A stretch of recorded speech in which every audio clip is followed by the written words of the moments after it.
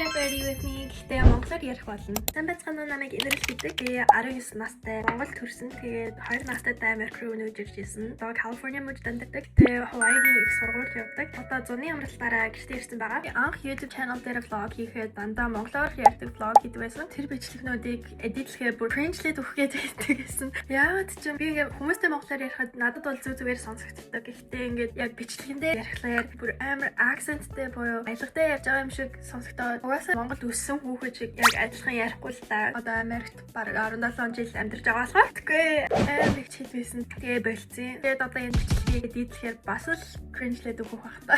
За тэгээд арын дараа би бас миссинг тэмцээнд орох байгаа. Miss Asian Global гэдэг миссинг тэмцээн. Ерөнхийдөө энэ амар завгүй яваад байгаа. Тэгээ одоо Монголоос идэл хийлгүүлж байгаа. Тэрэндээ бүр амар догтлж байна. Тэгээ тэргээ бас YouTube дээр vlog хийгээд тавина.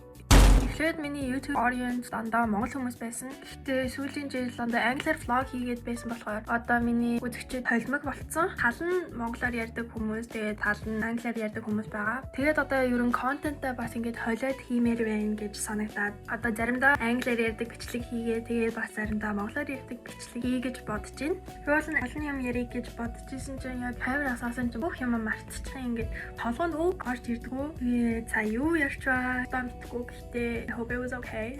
За тэгээд нүүрний бодол маань ийм болсон байна. Үзсэн баярлалаа. Баярлалаа.